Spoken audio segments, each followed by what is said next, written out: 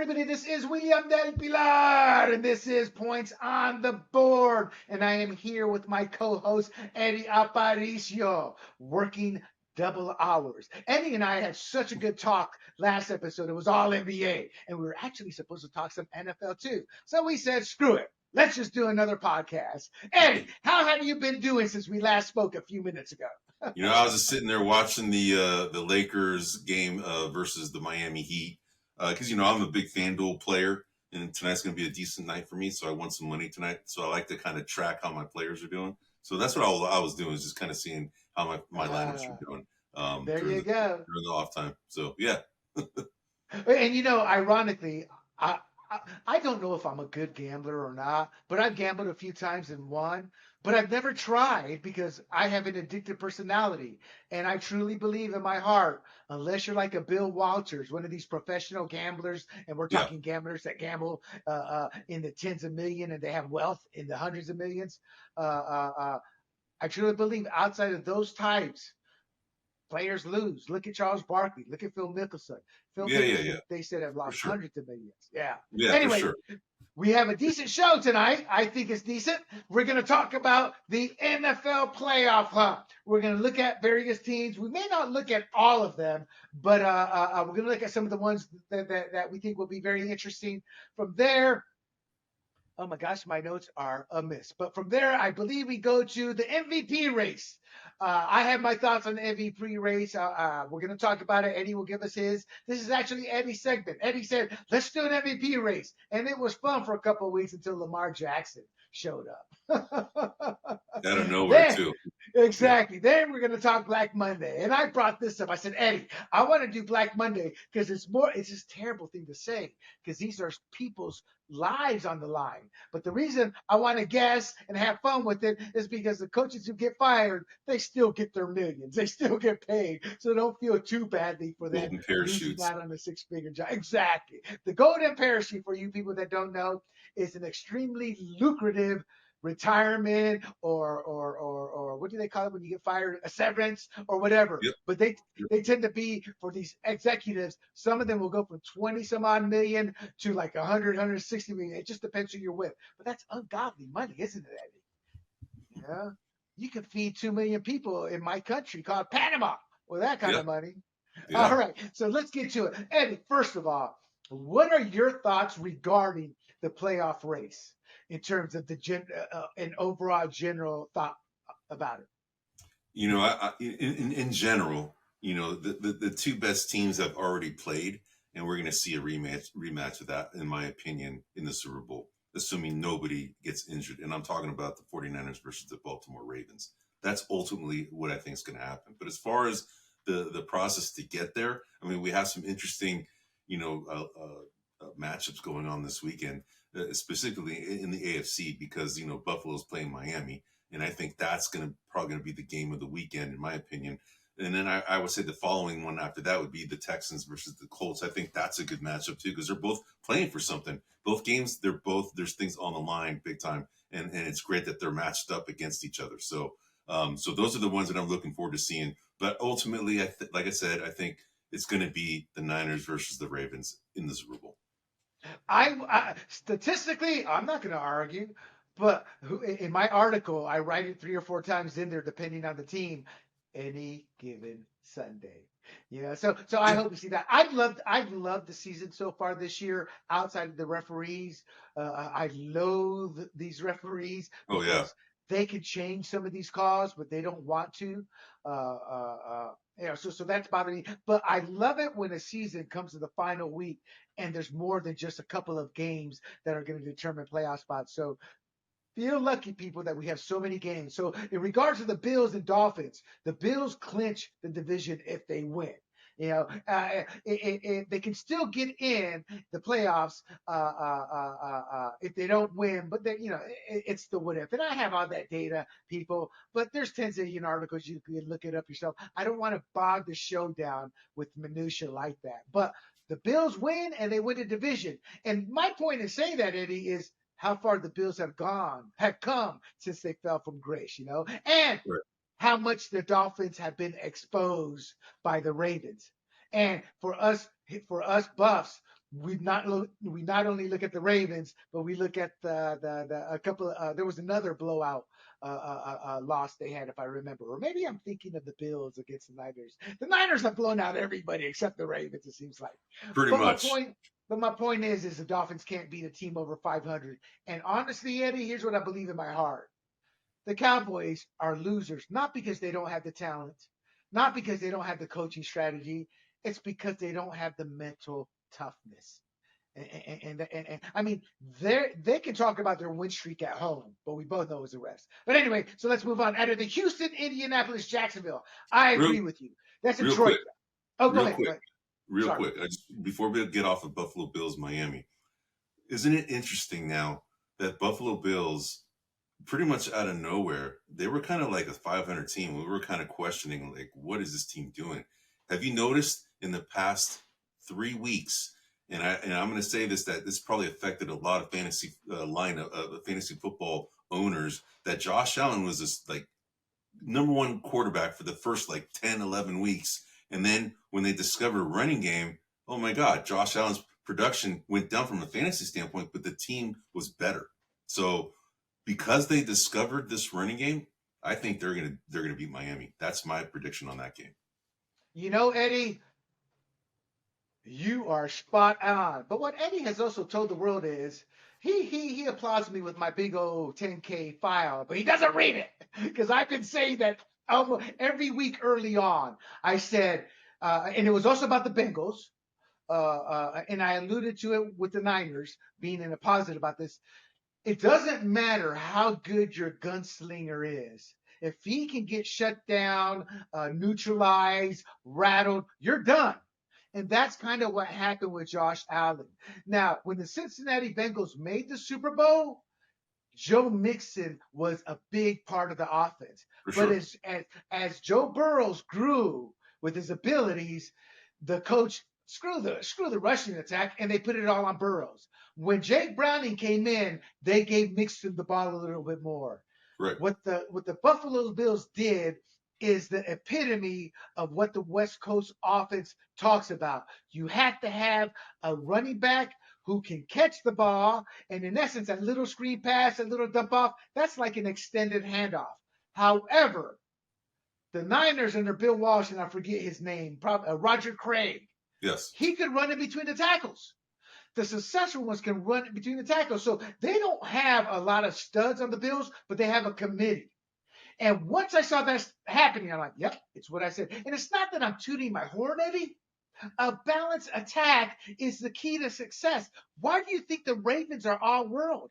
They've had the number one or top tier in the top five at various points in the season of a rushing attack. And Lamar Jackson, this is what I kept saying, it's a new offense. He's got to learn the X's and O's. Then he's got to develop chemistry with his receivers. And not only chemistry, but timing. I go, that will happen as the season progresses. And they will start, and that's when you want to worry. So what the Ravens have done is exactly as I knew they would and why they're so good. And what the Bills have done is made a correction I suggested many, many weeks ago. That's why Christian McCaffrey is so important to the Niners. And that is why it was so important for them to post some rushing yardage after he left the game, which they did. And you can probably tell us the backup's name. I don't remember. But he had a Elijah very nice Mitchell. game. Elijah Mitchell. Yes, Elijah Mitchell. And my issue with today's whiz kid head coaches, that's all they're doing is whizzing piss because they think their schemes don't need balance. They think if they have this player or that player, they can create the offense around it. You can do that with Joe Burrows for X amount of games, but he has no Super Bowl. You can do that with Patrick Mahomes and win a Super Bowl or two in his prime. He's in year 7, and that team is not elite. An average team cannot beat the Chiefs because he's got a big salary cap contract, and they've also paid a couple of other players big money. So now they're left with scrimping for average players or subpar players at depth. And so they come back to earth. So to counter that, you must build a strong, balanced offense. That's another reason the Jacksonville Jaguars have tanked. Trevor Lawrence has been hurt most of the year. He's not effective as he used to be. He's not 100%. and they're still counting on him with a high ankle sprain to do that fourth and inches at the goal line or that 4th and 1 because they Right. don't have they don't have what you call a power running back. They got Travis Etienne, who is great, but you can't do an outside rush every other play and not expect the team to eventually figure you out. And that's what's Adjust. happening. Right. They'll So I adjust. apologize for ranting and ranting on, but it's a real big pet peeve for me as an NFL analyst. And when I say that proudly, because when I've gone on the radio, I've gone on television, and I always research. And some of the people that I knew, I'm like, some of them were awesome. Like they just knew this innately. They've been around the game so long. But some of the people they have on, there's a guy at Fox. He tattooed his the Kansas City's logo or helmet or something on his leg with like undefeated on it for 2023, and they lost their first game. You know, those are the types of people on there. He's like a shock jock. They want him more for his shock jockness than actual knowledge. So I'm like, no, I can talk football with anybody. I can talk politics. I can certain things, and it infuriates me that people in the game itself don't understand it. But maybe it's too close to the forest to see the trees. Anyway, Houston, Indianapolis, Jacksonville. Who do you like to win the division out of those three? They're all at 9-7. Indianapolis plays Houston, So right? Houston. yeah, correct. So as far as winning the division, I think it's the Jacksonville Jaguars. It's theirs to lose. I mean, they're going up against a Tennessee Titan team that has nothing. They're not playing for anything. So they're favored. I think 5.5 points in this game. So I think it's Jacksonville's to lose. Now, if for whatever reason, like you said, any given Sunday, because Jacksonville is on the road, and we know that Trevor Lawrence is 100%. If that happens, then I say it's the Houston Texans that will win that division. But that's the second place guy. In my opinion, I think Jacksonville's going to win the division. I think Jacksonville's the better team. They don't have a rushing attack, and they don't know how to put their foot down on somebody's neck and snap it. And Houston knows how to do that. But I agree with you. It's Jacksonville's to lose. C.J. Beathard carried the torch. Trivia question: who is C.J. Beathard related to? The former GM of the San Diego Chargers. And not What do the person, but what other team? I don't know actually. Washington Redskins. He was Okay. the 80s and 90s. Remember when the Redskins went to like 3 or 4 Super Bowls, won like 3 of them or something like that? It Yeah. was he was the general manager for that. So yeah, a little trivia question. He's a grandson of the late great Bobby Beathard. You know what's sad? I'm digressing here, but it's sad when somebody dies. There's like one day, a couple paragraphs, but yet the obituary or how the media praises them is nowhere near what it should be when you look at their actual accomplishment. Life's not fair, but I look at it this way. I'll be dead. So what the bleep do I care? All right. Okay, so now I didn't mark them down, but very briefly, do you think the Steelers can upset the Ravens I mean, they're also going to need some help, but the first step is to beat the Ravens. Yeah, but the Ravens have everything wrapped up, so they're not playing for anything. So they're going to play all their bench warmers, and Pittsburgh has something to play for. So I think Pittsburgh is going to beat them. That's what I was going to say. You got me with my trick question, buddy. All right. Okay. So let's move on to the NFC. Well, I'm sorry, Eddie. Any other teams you want to talk about in No, the AFC? All right. no, I, All right. I think we have it all wrapped up. I mean, I think, like I said, coming out of the AFC will be the Baltimore Ravens, but for this weekend, they're going to lose to Pittsburgh. And Okay, Pittsburgh, but real quick then. Buffalo, Miami. Who wins? No explanation. Just who do you think wins? Buffalo, Buffalo. Houston, Indianapolis. Who do you think wins? Houston, I want Indy to win, but I think you're right. Yeah, Houston wins. Jacksonville, Tennessee. You already said that. Jacksonville. I Jacksonville. agree. Pittsburgh. You said Pittsburgh. I don't Yep. know who will win, but your logic is as sound as it can get and very true. So I don't know who will win, but Pittsburgh and third string Mason Rudolph is kicking some tail. And Eddie, a few years ago, I was like, Mason Rudolph isn't such a bad quarterback. Why don't they give him a Right, I shot? agree. Yeah. Yeah, I don't understand why they didn't even give him a shot because I thought he was doing pretty good, and then they gave the reins to Kenny Pickett. So Well, I'm Tom Zach before that. Tom Zach first. Not Tom yeah, Zach, Mike Tom but Zach. then Kenny Pickett got it, right here, right. He got drafted and they gave him the starting job, and I'm like Mason Rudolph. Exactly. So he did pretty well, and I think he's Exactly. showing that he's still pretty good. He should be considered. And I apologize. I said Mike Tomczak. He is an old Steeler. He played in the Okay, league like 15 years for various teams. But what I meant was Mitch Trubisky. I'm like, when they Trubisky. signed Mitch Trubisky, I thought that was a bad hire because the Chicago Bears broke Mitch Trubisky. He's so insecure because he's Yeah, fearful of getting sacked. That's why young quarterbacks should not go to bad teams. But yep. that's the way the world works. In the NFC, uh, first of all, who wins? Dallas, Washington. Oh, Dallas. Yeah, Dallas, Dallas. Dallas. They have some. I Phil, mean, you know, they're still playing for the number 2 seed. You know, they're exactly, going against exactly. Philadelphia for that, and they're invested interest. So they're going to play. They want that home game in the playoffs. So I I think that. agree, and I think Washington. I think certain teams this week. I don't want to get hurt, bro. They go to their opponent, bro. Man, we're both not making the playoffs. I don't want to get hurt. It's like, I think that's where Washington is at. Oh yeah, So yeah, Eagles and Giants. I'm thinking Eagles easily. But then again, the way easily. they played. Easily. I Yeah, mean, they have something to play for. Although you know the Giants, they had some pride, but they're not playing for anything. So it's the Eagles. They're hungry. They want to get that second seed, so they're playing for something. And the hungry team usually wins. These games usually. yeah, I agree, but I'm concerned with the fact that they are unraveling. AJ Brown is destroying the locker room. He's pitting the coaching staff against the players, and he's a diva. And I don't like it when players do things that hurt the team overall. He's got issues as a professional. Go take it to the team privately, but he wants camera time. It's all about him, and that gives me concern because the Giants played him tough last time. Now the Eagles were the better Yep. team, so I would not be shocked if there's an upset because this game is in the Meadowlands. Because the Giants have been playing good enough to stay in the game. So we'll see. But I think you put a gun to my head. The Eagles, the Eagles. Yeah, for All sure. righty. The reason I bring those two teams up is they're both vying for the NFC title, and I think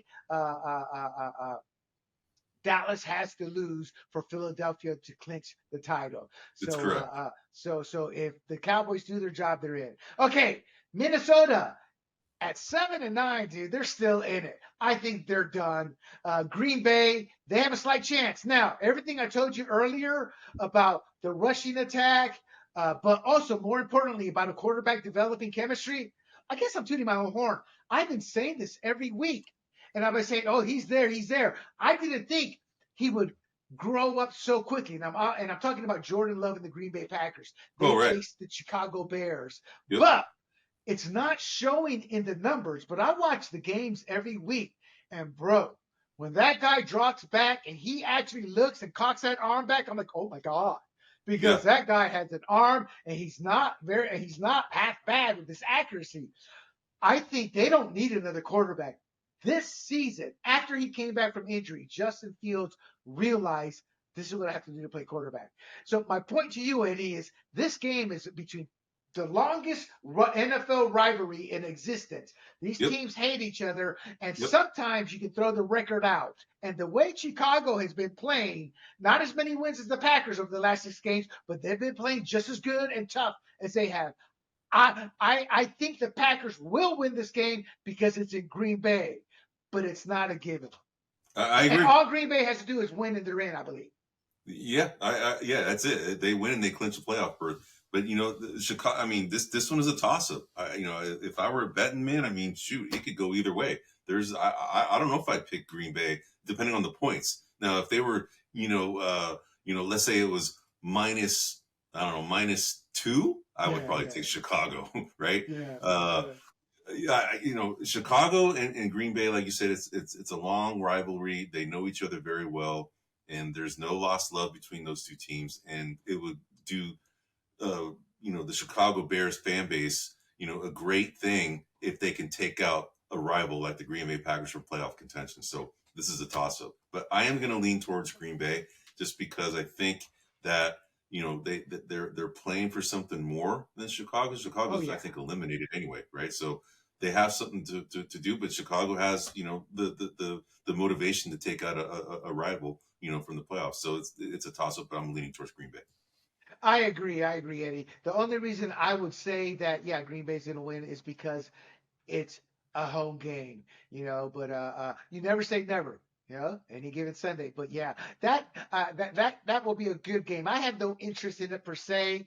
There's other games I have greater interest, but for the Chicago and Green Bay fans, even though Chicago's out of it, they have a lot to prove still, making a statement and knocking their arch rivals out of the playoff picture. Yep. Again, going back to Minnesota, I don't give them any shot. You never say never again, but they're playing the Detroit Lions, who are probably pissed that the refs stole a game for the Cowboys. Correct. Yeah. Yep. Okay. I'm going Detroit. Now, we talked about we didn't call it the sad sack division, but the AFC South is like nobody wants to win it. It's kind of like, it's like, I got the trophy. Oh no, here you can have it. No, you can have it. No, that is the NFC South too. The Atlanta Falcons at 7-9, facing the New Orleans Saints at 8-8. The Tampa Bay Buccaneers at 8-8, facing the Carolina Panthers at 2-14. Who takes that division? Now, to let you know, Tampa Bay wins, they're in. Right. New Orleans wins. The other two teams, even if they win, they need some outside help. I'm going to go Tampa Bay. So I think Tampa Bay has the easier matchup. And I think they are the better team amongst those three. So, and like I said, they have the easier matchup. So I'm leaning towards Tampa Bay. And something you probably don't know, Tampa Bay is my third favorite team, and I've loved them since the 70s. So I'm rooting for that team. So that's why I think it's going to win. And I'm looking at it logically, not just emotionally. Oh no! You're right on that. It's just they're playing a 2-14 team. It's Exactly. if you can't beat the 2-14 team, then Baker Mayfield, you deserve not to get a new contract. And Todd Bowles, or Bowles or Bowles, I apologize for the Bulls. name misspelled. Yeah. Bowles, Todd Bowles, you deserve to be fired. I'm not a Todd Bowles fan. I look at an individual's record. It's like Todd Bowles is a phenomenal defensive coordinator. When you look at his defensive teams, they're top tier. But like Norv Turner, who was a guru, and Dave Wanstead, gurus under Jimmy Johnson. They were both failures as head coaches.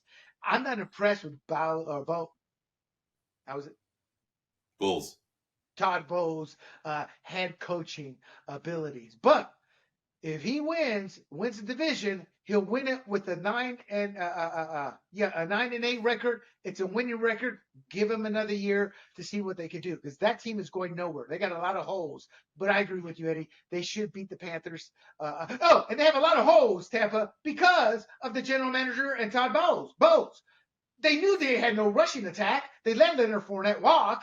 Not that he was a great rusher, but they did nothing to bring anything in, and they wonder why they're in the bottom tier rushing the ball. Yeah, but Rachaad White isn't bad though. I mean, he's actually done decently lately. So he's just been inconsistent. But he's somebody that they drafted, and he's done decently. But I don't know if it's all the running back's fault. It could be some offensive line issues on that to help. No, you're right. It may not be on the back end. I actually have that data just not in front of me. For those out there, check out Del Pilar's diatribe, my NFL power rankings for Week 18. Because what I do, Eddie, is I have a little chart there which lists 3-game trend. Where they rank against. Where they rank during the last 3 games, and then their season rank. And that's how I know when teams are trending up. I look at those the 3-game trends start to move up or start to move down. It's like Josh Allen. I knew they were doing a passing attack because I slowly started seeing those rushing attack numbers move up and his passing numbers, not the numbers, but the rankings move down. So little simple tricks like that. You don't need. I mean, having all the algorithms, I guess, that all these gamblers use would be nice, but there's some base use in this. All right, Seattle Seahawks. They're at Arizona. They need help to get in. Arizona just beat up the Eagles. They beat the Steelers, and they beat the Cowboys. However, at 4-12, 12 teams have managed to figure out how to beat them. My point to you, Eddie, is they play hard for Jonathan Gannon, the former Eagles defensive coordinator, now their head coach, but they don't have a lot of talent, or it's just a terrible team in so many phases, but they play hard, and they're good enough to pull an upset. Do you see an upset against Seattle this week? Absolutely. I think Arizona is going to beat Seattle. I see them beating. Yeah, they're trying to get some momentum, I think, going into next season. And Kyler Murray's back, and he's actually shown that he's still got it, even though he got injured last year. And that's part of the reason why they were these 12 losses is that Kyler Murray came in late. He's been injured for most of the year and then came back late. I forgot what week he came in, but he had some rust and he shaked off the rust, and I think he's gotten better. They got a really good running back in James Conner. They have a really good Yes. emerging tight end in Trey McBride. So, those two right there make them dangerous. Now, Marquise Brown is their wide receiver, but he's been hurt, in and Yes. out. Yeah. They've been Hollywood. leaning on Hollywood. Right. Greg Dortch and, Rondale Moore. I mean, whoever else is out there in the wide receivers that, they're more like the number two and number three receivers on most teams. But Marquise Brown's their number one, and they're still winning without him really being in the lineup. So I'm giving the edge to Arizona just because they're riding momentum right now. I can't argue that. I think the Seahawks should win this game, but they're so helter skelter. My one comment on the Arizona quarterback Kyler Murray, he's lights out every season the first 6 games, but then in the Yeah. mix and the wear and tear, and then he gets hurt. So they're gonna keep him because of what he's done. But the reality is he's really in his 6 game early season mode. I want to see Kyler Murray play at that level in week 10, 12, 13, 14 after he started week 1 as a starter. To me, I'm not saying he's a fraud. I'm not saying he's not showing us who he is. It's like he's shown us this before when the season starts. And that's kind of where he's at when he came back from injury. So I don't think they're going to look for a quarterback. I think they had to pay their penance. They were too stupid to sign him to a contract as big as that. And then they fell under peer pressure from the fans when it came out. It was in the contract. You got to study the playbook. A team does not put that in the contract unless a player doesn't like study. And then they pulled it out. So that's why the Cardinals are perennial losers in my eyes. They don't do what needs to be done to win. But that said, Kyler Murray's been playing well, and you're right. They could win this game. And there you have it, my friends. The NFL playoffs. So, a quick review. Eddie and I are saying Tampa's going to make it. Green Bay's going to make it.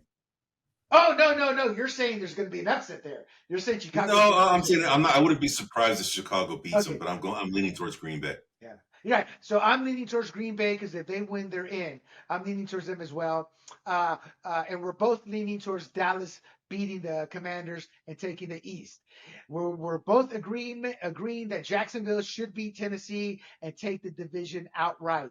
And we both agree that Houston should beat the Colts. And Houston can get in with a win or oh no, if Jacksonville wins they're If pretty much done. Jacksonville wins, they're out. Yeah, they're done. Yeah. Yeah. And we both think Buffalo will beat Miami, though I think that game's going to be closer than we think because Miami's going to come out angry because of the embarrassment. And honestly, Eddie, would you agree with me? It's okay to disagree, but I view that beatdown by the Ravens as an embarrassment, more so than the Niners, because Dolphins knew what was on the line with that game, and they were crushed.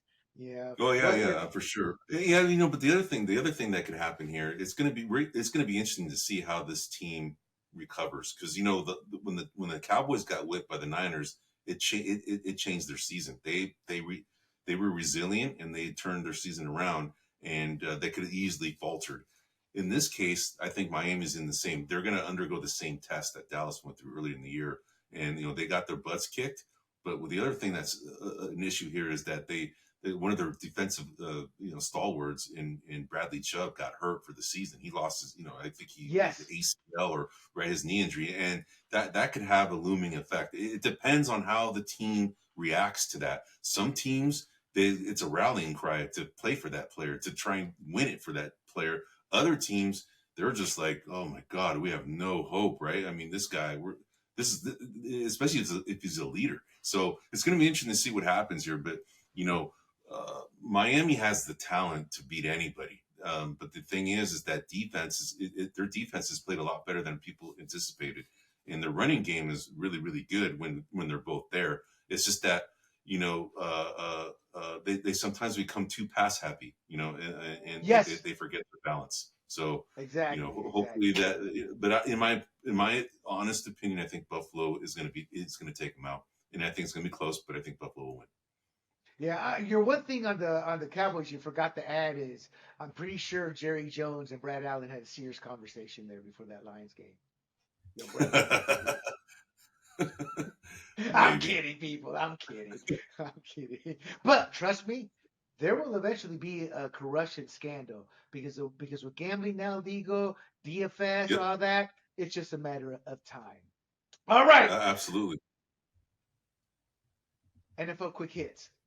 The MVP race has been wide open all season, but William Del Pilar says not anymore. Before I go on, Eddie, do you agree? Do you think it's a done deal, or do you think it's still an open race? It's unfortunate that Brock Purdy had the game when everybody was watching. That was the Yeah. Sunday night game on Christmas night. All eyes were on it, and he had his worst game of the season. But I wouldn't put it all on him because a couple of those interceptions that happened. I mean, they were just great plays by the defense. They were Yeah. not really his fault, and so there was two of them. He made, I think, really two bad throws that resulted in the turnovers, but the other ones were just great plays by the defense. And I honestly think that the Ravens D just really played lights out that game, and that's what won it. And made short fields for Lamar Jackson, the offense. And Lamar Jackson had a good game. I think he had 2 touchdowns that game. He had a decent game, but he wasn't really a factor in the first half.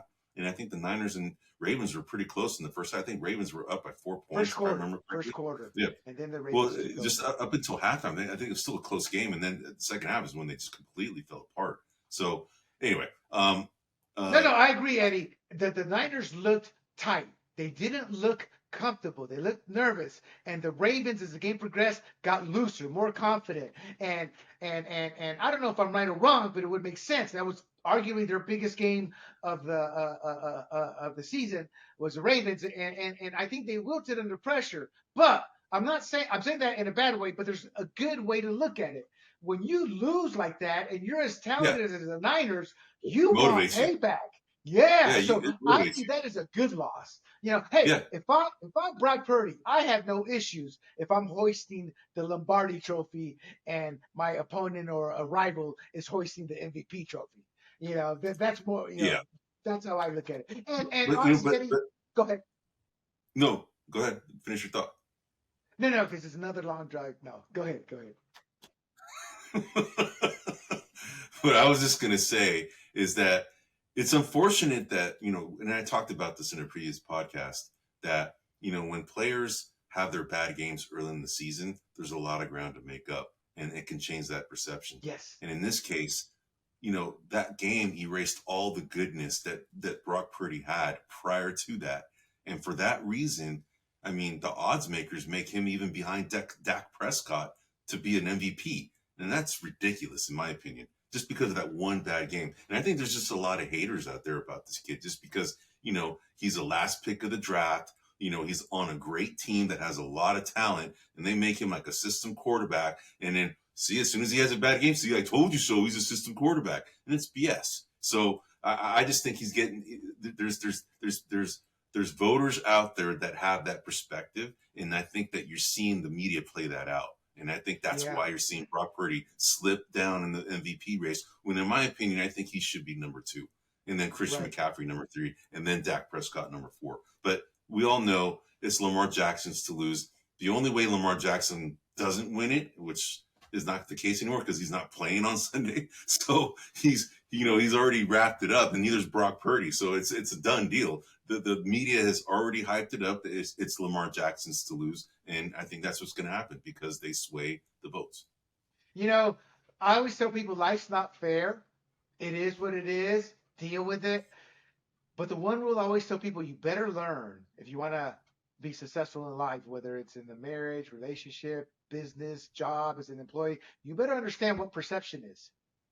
People perceive the truth in their own way, meaning how their brain works, whatever, what they're looking at as they digest it, analyze it, break it down, that's their truth. A person on the other side will do that too.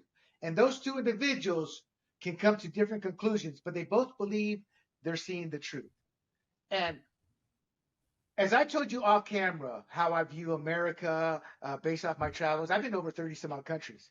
I've worked within those countries. Some of them I've only been a few days, some of them I've been to a few weeks, some of them I've been for years. Uh, but how I look at tribal relationships, how different we are. I got angry with Kaepernick because I saw what he was doing to the name. And ever since then, and I got back into the game, whenever there's a white black issue, it becomes tribal. There is so much hate on Purdy. And it gets me angry because I feel bad for Trey Lance because I'm like, the kid was hurt, he never got his shot, Right. but the reason they Right. shipped him off was Purdy had won it and they just didn't want any more controversy in the locker room, and the players supported Purdy. But there was a lot of hate on Purdy for that. There was a lot of hate for the Mr. Irrelevant coming up and playing better than a team the Niners had gone up for in the top 10, giving up 3 first-round draft picks for. And that hate transcended not just amongst the fans, but into a leftist beat reporter media. Eddie, I worked and I paid, let's see, 30, 15. What's 30, 30, 15? And what's 15 by 10? 150 by 30. 150. So approximately 200 reporters were on KFFL's payroll in the 10 years I worked. Now, to tell people they weren't KFFL reporters, they would be reporting for their own paper or network, and I gave them a detail sheet to fill out. I didn't care for their writing. I just wanted the data. And it is an extremely leftist, biased industry. You saw Hub Arkosh. He is the owner, or not owner, probably not owner, but he runs Pro Football Weekly. He's an icon in the industry of the NFL. He is one of the kindest, most loving men you will ever meet. Hub can do no wrong, but he's a hardcore leftist. He sat there and said he would not vote for Aaron Rodgers because of Aaron Rodgers, the person, not Aaron Rodgers, the football player. That's how Right. most reporters run. So Brock Purdy's been given all this hate, not because of his play, but because of envy, jealousy, and they just don't like him.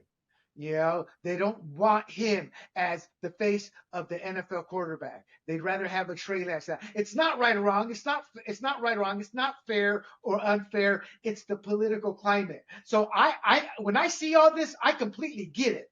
And I understand it because I've been following it from day one. And people forget, I knew these reporters.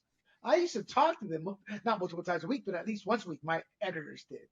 So I truly feel for Brock Purdy, but I don't care because to me, Brock, you just got to rise above this. Keep doing what Yeah. you're doing, and eventually you'll win the haters over. And you'll prove your critics wrong.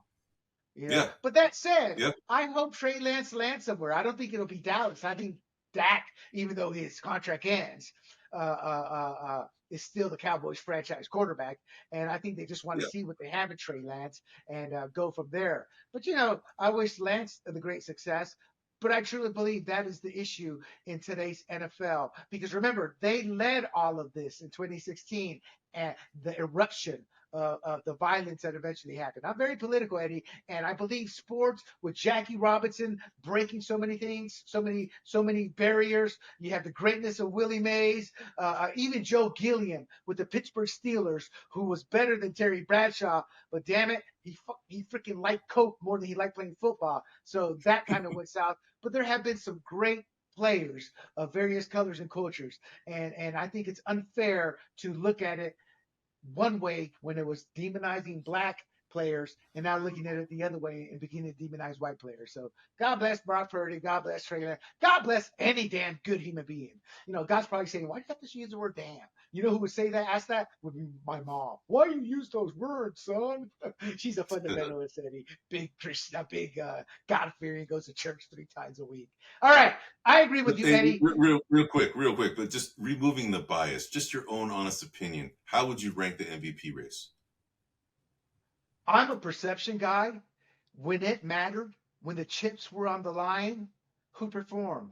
Purdy or Lamar Jackson? And the reason I say that is they Yeah, were but we know both. Lamar Jackson #1. But who's name the next 3 in order? Oh, it's Purdy by far. Absolutely. That's my point. Yeah, But it's yet they Purdy by have far. It's freaking not. Christian McCaffrey second, and then they have Dak Prescott third and Purdy fourth. It's Well, ridiculous. it's the hate. It's the hate, I tell you. It's That's what I'm saying. that's why I just tweeted out earlier. Look, I'm not going to vote for Nikki Haley if she wins the nomination. I vote for a person where I can look at their actions, what they've done.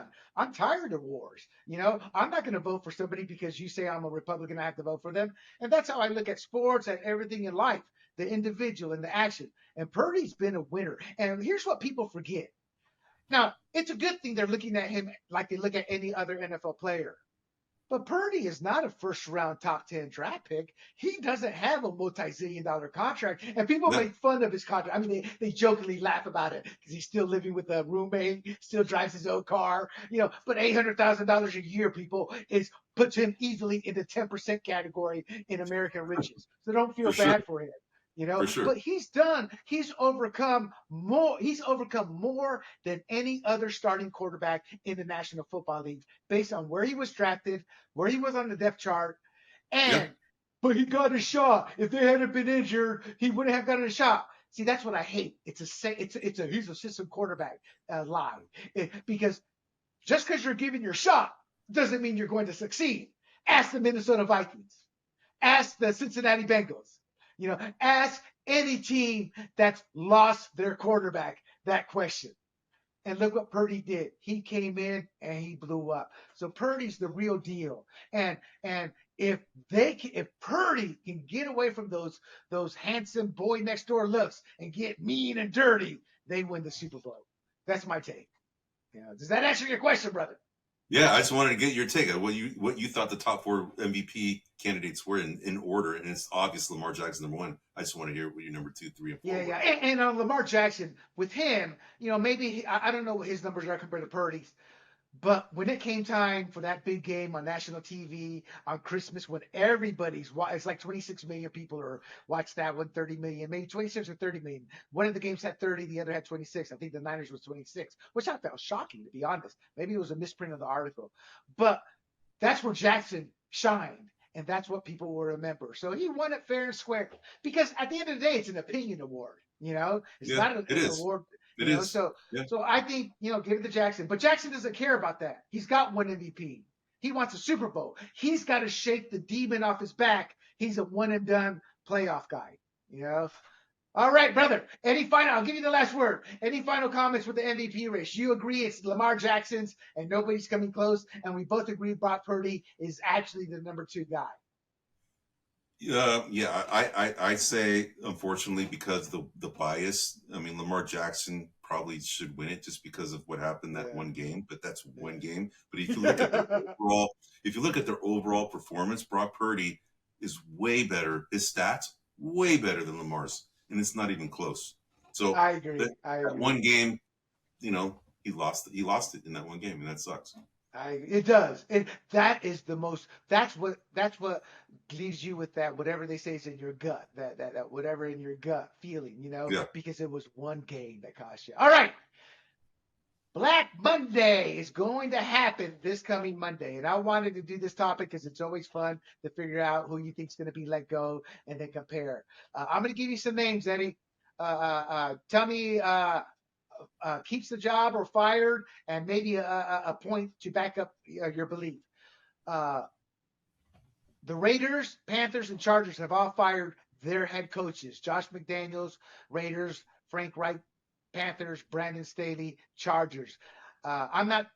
The Staley firing was well deserved. I think they should have let McDaniels finish the year out, see what he could do, and same thing with Frank Reich. But that doesn't mean I think they should have kept the job after the season, how it plays out. Sometimes you got to give a coach enough to hang himself and before making your decision. And I say it that way, but it's the fair thing to do. Hey, make sure when you fire them, it's a deserved firing, not just because somebody doesn't like this or somebody doesn't like that. Bears, Matt Eberflus keeps his job or gets Eberflus. fired? Yeah, Eberflus. Eberflus. Yeah. Do I think he stays? Yeah. Yes, I do. I think he stays too. I'm seeing reports that he may be on the hot seat, and I'm like, why? They're starting to play great football. The quarterback's Exactly. developing. It's like it's a rebuilding team that's actually growing as the season progresses. So he should keep his job. The Commanders, and my friend knows this guy, Ron Rivera, the only Latino in the National Football League head coaching ranks. And you know what it is? I don't even care. I don't even care next Latino. It's just we become so tribal. I say it mockingly and sarcastically. I just want to see good coaches. I think he's Eberflus. I think he stays. Rivera. I think he goes. What do you think? I think so too. I think he's gone too. I agree. Yeah, he deserves to be fired, Eddie. But I will say this in his defense: that team did nothing to help them when they traded their two first-round edge rushers at the trade deadline. And your team got one of them in Young, and the Yep, other Chase one Young. Yep. went to Chicago. The other one went to Sweat, Chicago. Sweat. I think it was Sweat, Montez Sweat. Yeah, Montez Sweat. Montez Sweat. Yep. Man, that's a cool name, man. Yo, what's your name? Montez Sweat, baby. All righty. Mhm. The New England Patriots, Bill Belichick. Ooh. Do I think there's been a lot of rumors about, Kraft wanting him out now. I think he stays. I just I think he have no stays. clue. Yeah, I think he stays. He's got way too much tenure there. One off year shouldn't erase all of this. And yes, it's all of his success is tied to Tom Brady. All of it is tied to Tom Brady. So, but I think he deserves the benefit of the doubt. And having 1 year, or 2 years without Tom Brady, I think he has the pedigree to build the team. He's shown it before. So, give him a shot to continue trying to do it again. That's what you can do. I was at the combine 1 year, and I brought up, I said, Brady's winning a lot, and Belichick's getting the credit. And I go, before he came here, he was losing. I go, but we're at the combine, and if we look at Belichick had secured power, had won the power play, and was now the general. He's dual role, head coach, general manager, but he sucks at drafting. And an old veteran reporter said, William, it doesn't matter how bad his drafts are as long as they keep winning Super Bowls and they can convince quality free agents to come. They can't do that no more. And that's why they're losing so ugly, so badly. So if I'm Kraft and I'm hedging on keeping him or not, I go, Bill, I got to fire you. I'm sorry. I am firing Bill Belichick, the general manager. But I want to keep Bill Belichick, the head coach. And if he goes, no, I have to have both titles. I go, don't let the door hit you on the way out, hit you on the ass on the way out. Because he has proven to be inept, ignorant, stupid at times with his NFL draft decisions. And that's what has cost this team. So that will be my take. Fired as general manager, kept as a head coach, but I don't think they're going to play it that way. I think it's going to be easy. And so let me put it this way. Because of what I just said, I think he'll be fired because I don't think Belichick wants to give up the general manager. It's human nature to be power hungry like that once you've been at that position for so long. All righty. And you say he'll keep the job. Gotcha. I say if he doesn't give up general manager duties, he gets fired. All right. Atlanta Falcons, Arthur Smith.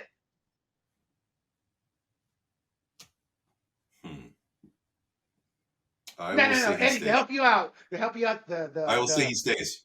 Yeah, Brad said he's going to stay. I'm saying he's staying. Yeah. Well, the ownership said that he's going to be given another year, but owners have said that in the past and fired a coach after they just lose a terrible game. His issue is twofold. He needs a different play caller. He needs to focus on coaching and developing those players. This was supposed to be a transition year where Desmond Ridder was like Jordan Love. Desmond Ridder was like Justin Fields, like Lamar Jackson, meaning he grows into the job. And he has not grown at all. He's got like over 20 He's inconsistent. Oh my God, you're being polite. Yeah. He's terrible with the turnovers and costly interceptions. So my point is, Arthur Smith has kind of built his team up, but the quarterback play killed him this year. So I think they're going to move on from Heineke and Ridder, but I think they're better off looking for a stopgap quality free agent. I'm not saying Russell Wilson. Go get Trey Lance. Go get Trey Lance. Trey Lance is an unproven player. You may as well have drafted quarterback. But Russell Wilson is not. Russell Wilson. Well, I mean, if you're going to draft a player, you have somebody who's been in the NFL for more than just no years. Give him a shot. And he's unproven. Gonna be in time for a new big fat contract.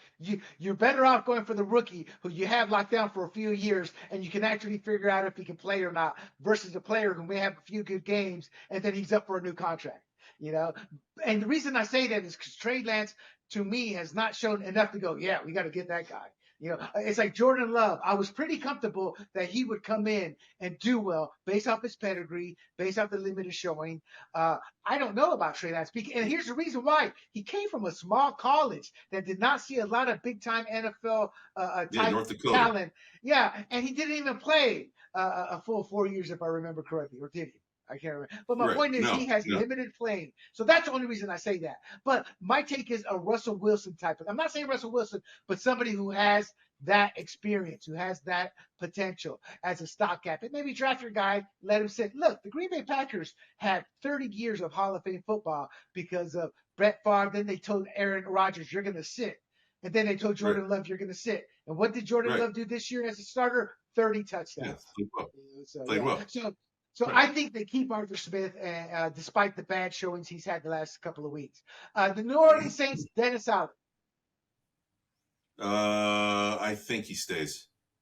I think he stays too. He's 15-18 with the Saints. They've been rebuilding. They've been in and out of salary cap hell since Sean Payton left. So they've had to play with the books to do quick fixes. His team is disappointed overall, but his whole head coaching record is 23-46. And when I first saw that, fired the ball. But then I realized he's only 15-18 with the Saints, and if they win the division and make the playoffs, he secured his job. If they Right. don't win, then I think he may be let go. Yeah, so I think for Dennis Allen, it's do or die. He wins, he keeps it. If he loses, I think the team will make a change. And both arguments have logical basis and honest truth to them. You got to make a decision, so you let the event help determine your decision. That's how life works a lot, actually. That's how I like seeing life. The Raiders, Antonio Pierce, does he go from interim to head coach? Man, what? That one's a tough one just because, the team has definitely showed up for him. They've played hard for him.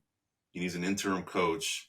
And I think Mark Davis, he wants to make a splash. He's been paying for, coaches to come in. And, Jim Harbaugh's out. There's a lot of rumors about Jim Harbaugh. And I think the Raiders would be a place that I think he would want to coach. So I would say that he's probably going to get fired, not because of Antonio Pierce's production as a head coach or his performance as a head coach.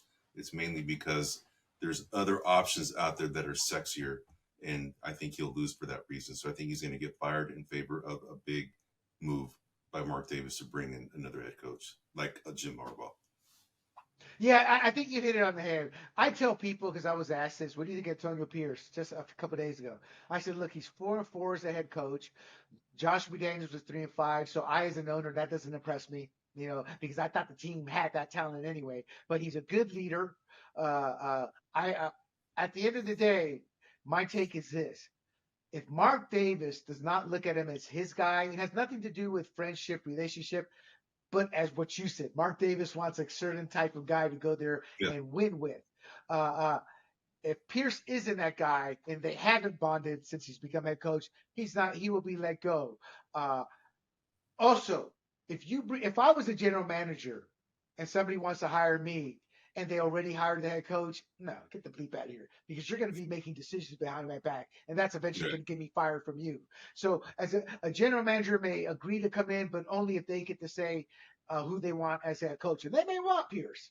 So I think that's how that will break down. However, it's a harder decision because he beat the Chiefs. The Chargers don't matter. They're what, 3-3 and 3 and whatever, 4 and whatever.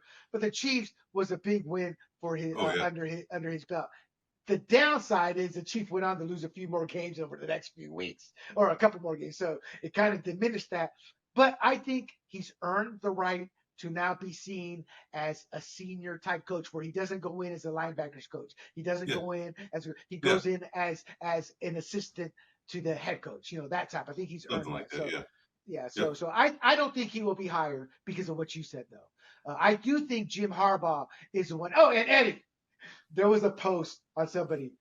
Damn you, Mark Davis. We know what Antonio Pierce is. He's a leader of men. He can do this. He can do that. We don't need no Jim Harbaugh here. And I'm like, bro, Jim Harbaugh took the Niners to the Super Bowl. He's got Michigan in the championship game. He's won wherever he's gone. He's actually proven with a track record. and you're saying Pierce is better. I'm Yeah. like, No way. so I No way. always tweet. Twitter always exposes the ignorant. Yeah, yeah, yeah. But the thing is with Jim Harbaugh is that he wears out his state wherever he goes. And I don't know why that is, but he does. And it's I like do. he's there to change the culture and have a 4 year run and then he moves on. He's just one of these, like we were talking about for the NBA, right? We were talking about that earlier, about Monty Williams, culture changer, right? That's what he's being brought in for. And I Yeah. think that's what Jim Harbaugh is. He's a culture changer, high profile culture changer that it provides results pretty quickly, but then wears out his state quickly as well. So we'll see. And I know why. I am that kind of person. I realized in my mid 20s, I had a 5 year lifespan wherever I was at because I don't let up. I don't let up. I want to do everything the best possible. I don't like excuses. I don't like this. I don't like. I wear on people. I have a personality that wears, and I learned that. And people eventually start to dislike that personality. Me, I got fired from a job from a lady when I was like 18. I'm Oh still wow. friends with her today because Oh, she had no choice but to fire me. I deserved to be fired. And it was one of the most important lessons I learned because I realized how heavy my personality can be. And I was 18 at the time. So I kind of learned that early. I forgot about it, partying, but then in the military. So, and the reason I say this is that's who Jim Harbaugh is. He just wears on you. He's so demanding. He wants perfection. There is no freaking excuse for us not to be the best if we are Michigan Wolverines. That's his belief. There's no reason for us not to win the Super Bowl if we are not San Francisco 49ers with this great tradition. That wears on people because maintaining that intensity is extremely difficult. I'm at a point in my life I don't care now. I'm like, I don't have many years left. I'm not going to do anything half-ass. You know, the only thing, it's man, is just that the only thing is you got to learn how to relax too, Guillermo, because as your health wanes, the stress builds up, and stress kills. So you definitely need to find a way to release this as well. So you definitely got to find some balance too, bro. I agree. And I had balance. It's called hot Bikram's yoga. It's called working out. It's called doing drugs. No, I'm kidding on the drugs part. But no, you are right, Eddie. I do certain things and I haven't for a year. And physically inside, I have felt like crap. That's why I started working till 2 or 3. I'm like, I'm tired of going to bed with the stress that I still have all kinds of work. So I'm just gonna stay up later, do the work. And you know what, Eddie? I think I told you this off camera. I'll tell the Yeah. audience. So I went to bed at 3:30 last night, woke up at 8.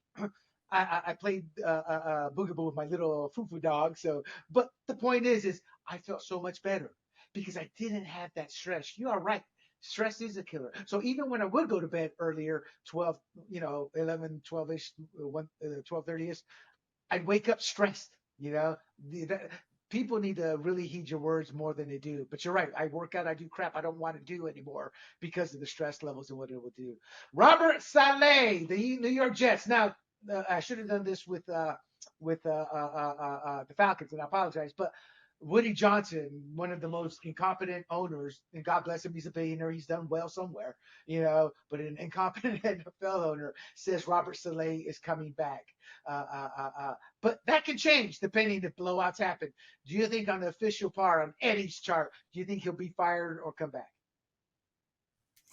I think he comes back. And the only reason why I say that is because this team was one of the favorites, the top five to win a Super Bowl with Aaron Rodgers. And I think the team, their whole plans got derailed once he, got hurt on the fourth play of his season. So, he's built a great defense. That defense is legit. It's legit. Right, So, right. No, it is. It um, is. yeah, but so the thing is that I think he deserves a shot, given that what he's built on the defensive end and being able to call the plays appropriately or help call the plays, even probably design the plays on the defense to help that team. I think he deserves a shot to see what he can do when Aaron Rodgers comes back. So I think he stays. I think he stays. I would have fired his ass a few weeks ago, and here's why. You can only make so many excuses and play the we're a team, we're gonna yada yada before you realize what the issue is. Look, let me put it clear. They can't develop quarterbacks at all. This is before Robert Saleh. This is I mean their last great quarterback of note is Joe Namath. They've had a couple of good ones with I can't even remember their names, but something Todd and something Oh, Brian. yeah, Richard Todd. yeah. Richard Todd? Richard Todd. Is it Rich That's Todd back. I mean, that was a long time ago. and Ken O'Brien? Exactly. That's my point. And they A haven't been able to long time develop. ago. So I don't know if it's a Well, curse, bad They had ownership, bad culture. Chad Pennington. He was a good quarterback. Oh, I apologize. This is Chad Pennington. But Yeah, you're and Vinny absolutely Chad. Testaverde was decent too. Vinny Testaverde was a bus player who resurrected his career, but the Jets Correct. didn't develop it. They brought him in after No, I the know, but fact. he did And, decent there. He did yeah, decent there. but he wasn't a homegrown Jets product, is what I'm trying to tell you. No, Chad Pennington And was though. yeah, Chad Yeah. Pennington was, but at the end of the day, he was never a top tier elite quarterback. But No. he was so smart that you wanted him on the field. He was like Bernie Kosar. The guys look like the most. It's like if you're the stud big man on campus, but you don't get that college scholarship, then you see a Chad Bennington or a Bernie Kosar, and you're like, what the bleep? But that's Yeah. how cerebral they were, and that's how good they were. But the reason I would have fired them is they had Joe Flacco last year. They let him go. Oh yeah. And look what And he's Joe playing well Flacco for is the doing with the Browns. Browns. Yeah, you're right. So that and the reason I bring that up is because I knew it would get that reaction. Oh yeah, and that just validates my belief. They can't develop or they don't know how to use quarterbacks. They also have one of the worst offensive coordinators in the history of the game today. He's been a loser as an offensive coordinator wherever he's gone. In Green Bay, Nathaniel Hackett never called the plays. It was Matt LaFleur. So Yeah. just because Aaron Rodgers says, he's my bud, we a love machine, doesn't mean squat to me. It's like the dude hasn't been a coordinator. And we saw what he did. He destroyed the Denver franchise in one season. Yeah. I would have fired Saleh, Hackett, and I would have told Rodgers, you're the one stuck with me because I'm stuck with you. Deal with it. What do you mean? I've been losing for 20 years as an owner. One more year with you, Rodgers, isn't going to kill me. So I would have brought in a new regime and said, do what you need. And that's the other thing. Woody Johnson probably needs to get his head out of what the general managers are doing. All right. But I agree with you. He's going to keep the job. Mike Vrabel, and I hope he fails next year. Mike Vrabel. I don't mean that. I'm sorry. I don't mean that. But I just don't like Hackett. I don't like people who don't deserve jobs and are doing as well as he is. That's my Panamanian third world hate the rich man mentality. Right. I don't mean it that seriously, but you get my point. Mike Vrabel, Tennessee Titans. Stays. I don't know. I think it's time for him to go, not because he's a bad human being, a bad coach. I just think, Eddie, sometimes you run your course in certain, like I told you, I got a 5-year lifespan wherever I go. And I think Vrabel's just running his course. He's a smash mouth guy who wants a big cowbell back. There just aren't many big cowbell backs out there anymore. He's got to develop the passing game. But the problem with Vrabel is not Vrabel. The problem is their general manager. And they got a new one, but I mean, he gave DeAndre Hopkins an old man more money. There were other positions in need, but he wanted to make the big splash. So to me, it's the general manager that should go, even though he's only been there a year. The DeAndre Hopkins signing to me was terrible, But Mike Vrabel has worn out his welcome. I think when they get together, they're going to sit down with Vrabel and they're going to go, "Are you ready to come from the old school of smash mouth football and integrate a new modern style offensive scheme?" And if he agrees to that, they keep him. If he says, "I'm going to run my team as I see fit," which is his right, I think he's gone. All right, Brian Daboll. I think they keep him, Eddie. I think he turned the season around good enough from the beginning. They keep him. I'm not 50-50 on that one. But I'll say he stays. But I wouldn't be surprised if he's gone. I'll say stay though. He started to lose the locker room. Yeah. Yeah, he started to lose the locker room. All right, let's review it and then close out the show. Everfluss, we both said yes. Ron Rivera, we both said Black Monday will not be a good day. Bill Belichick, you said he stays. I had the little, he'll stay. If he gives up the GM job.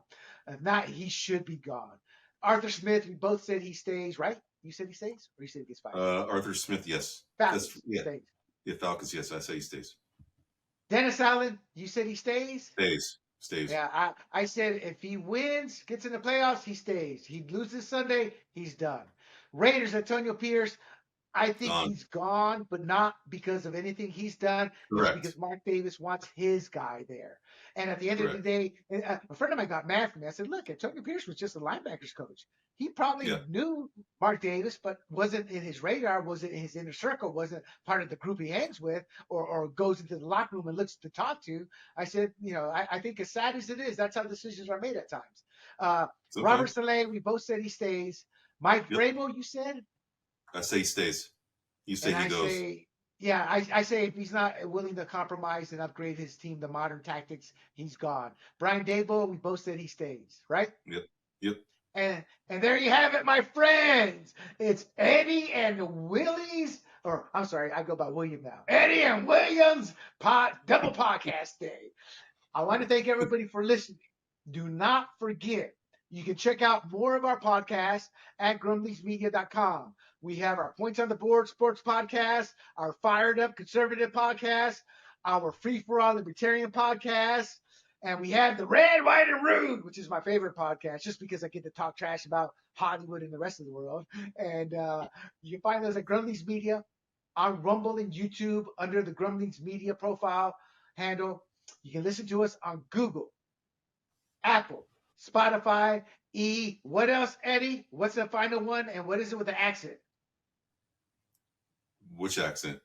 Pandora. You can listen to us on Oh, Pandora. Pandora. Yeah. People don't see me as Latino. And since 2008, I'm like, yo soy Latino, ese. Of course, ese is the Mexican thing, but people don't know the difference. Very true. Very true. So, my friends, thank you for listening. Be sure to follow, to share these vids and our clips and everything else. And for Eddie and myself and the Points on the Board crew, we bid you good night and adieu. Hey everybody, this is Big John from Grumblings Media, and I just want to say thank you for watching our content. If you want to support our efforts here at Grumblings Media, just smash the subscribe button right here, totally free, or just go ahead and consume more of our great content. Click either one of these two boxes.